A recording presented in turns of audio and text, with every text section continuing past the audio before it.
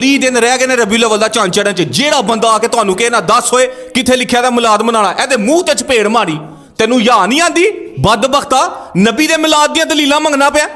अपने घर पुत्तर होए ते एने चार चढ़दे ने, काल करके कहंदे ने सियालकोट यार कमाल स्वीट दे गुलाब जामुन बड़े मशहूर ने, जरा 20 किलो ते फार लिया। ते जिन्हां को गुलाब जामुन लैंदे। उस्मान अतारी साहब, मैं तुहानू एक सवाल करना कि अल्लाह दे नबी दी जिंदगी विच दिन नहीं आया सी? पूरी नबवी जिंदगी दे विच दिन नहीं आया सी? क्या सहाबा दे दौर दे विच दिन नहीं आया सी? हज़रत अबू बकर दी खिलाफत विच दिन नहीं आया सी? उमर दी खिलाफत विच दिन नहीं आया सी? उस्मान दी खिलाफत विच दिन नहीं आया सी? अली दी खिलाफत विच दिन नहीं आया सी? क्या सहाबा नू अल्लाह दे नबी दे नाल मुहब्बत नहीं सी? नाउज़ बिल्ला।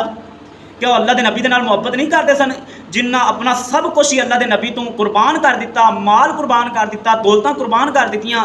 हज़रत अबू बकर ने अपना सारा घर का समान, सारा माल अल्लाह दे नबी दी मुहब्बत विच कुर्बान कर दिता, अल्लाह दे रस्ते दे विच कुर्बान कर दिता। क्या उन्होंने अल्लाह दे नबी दे नाल मुहब्बत नहीं सी?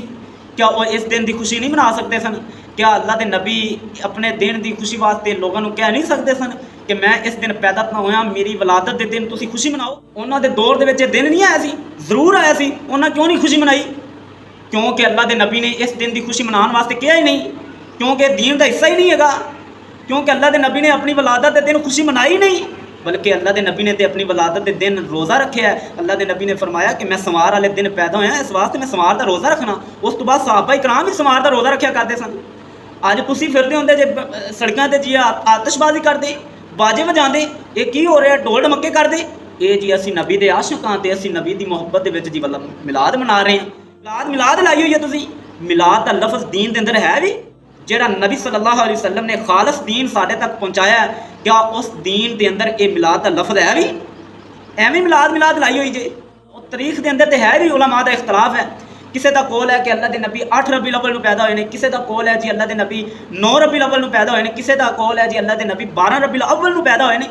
लेकिन दिन के अंदर इख्तलाफ नहीं कि दिन सोमवार का दिन सी, पीर का दिन सी, क्योंकि अल्लाह के रसूल ने फरमाया मैं सोमवार वाले दिन पैदा होया, इस वास्ते मैं इस दिन का रोज़ा रखना। सहाबा भी इस दिन का रोज़ा रखा करते सन। चलो सारिया गल्लां छड़ के ये मान लेने कि अल्लाह के नबी 12 रबी अव्वल में पैदा होए, लेकिन दूसरी तरफ वेखिए तो अल्लाह के नबी की वफात भी तो 12 रबी अव्वल हुई है। उनके अंदर कोई शक नहीं है, कोई इख्तलाफ नहीं, किसी किस्म का कोई इख्तलाफ नहीं, बल्कि सारे आइमा इकराम का उनके इतफाक है कि अल्लाह के नबी की वफात 12 रबी अव्वल हुई है। तो उस दिन सहाबा का की आलम सी, सहाबा तो की गुजरती पई सी। इन्नी मुहब्बत करने वाले सहाबा, कोई अपनी जान लुटान वाले सहाबा, अपना माल जान कुर्बान करने वाले सहाबा, उन्होंने उस दिन की आलम सी। हज़रत उमर को पता चलिया, लोगों ने कहा कि अल्लाह के नबी दुनिया तो रुखसत हो गए हैं। हज़रत उमर नंगी तलवार लैके खड़े हो गए। जिस बंदे ये कहा कि अल्लाह के नबी दुनिया तो चले गए हैं, अल्लाह के नबी वफात पा गए, मैं उनकी गर्दन उड़ा देंगा। हज़रत उमर ये मनने वास्ते तैयार ही नहीं सन कि अल्लाह के नबी रुखसत हो गए हैं। फिर हज़रत अबू बकर इंज हुजरे के अंदर तशरीफ लै गए, अल्लाह के नबी सल्लल्लाहु अलैहि वसल्लम के चेहरे तो इंज करते चादर हटाई तो अल्लाह के नबी के चेहरे पर बोसा दिता। फिर बाहर आके की कहते हैं, ए लोगो जिन्ना मुहम्मद की इबादत की है वो मान लो कि अल्लाह के नबी दुनिया तो चले गए हैं, जिन्ना अल्लाह की इबादत की है अल्लाह हमेशा वास्ते जिंदा है। लोगों को यकीन हो गया। हज़रत उमर डगमगा गया, रुक गया, थम गया। हज़रत उमर को यकीन हो गया कि अल्लाह के रसूल दुनिया तो चले गए हैं। ये आलम सी, ये आलम सी सहाबा दा। और 12 रबी अव्वल में तुसी नमाज़ां छड़ के ये मुहब्बत है। अल्लाह के नबी ने अपनी वलादत के दिन ते रोज़ा रखा सी, तुसी जनाब आला 12 रबी अव्वल में ये नहीं तुहानूं पता होंदा। अफसोस करने के बावजूद सहाबा अफसोस कर रहे हैं, गमज़दा ने।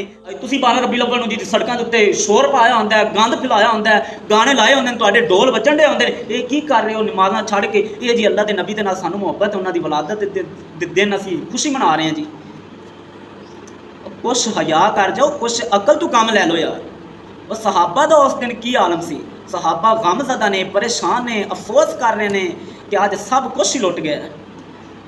जिन्हां दे नाल जिहड़ी शख्सियत दे नाल इन्नी मुहब्बत सी वो अचानक ही जुदा हो गए ने, तो किन्ना गम सी। आपकी बेटी फातिमा नूं किन्ना गम सी, उन्हां दा की आलम सी। और सीरत पढ़ के तां वेखो, तुसी फर्जी नमाज छड़ के इधर अजाना हो रही होंदियां, सड़कों पर इन्ना गंद फैलाया होंदा है। सानूं अल्लाह के नबी दे नाल मुहब्बत है, लिहाजा असीं उन्हां दी वलादत दे दिन खुशी मना रहे हैं।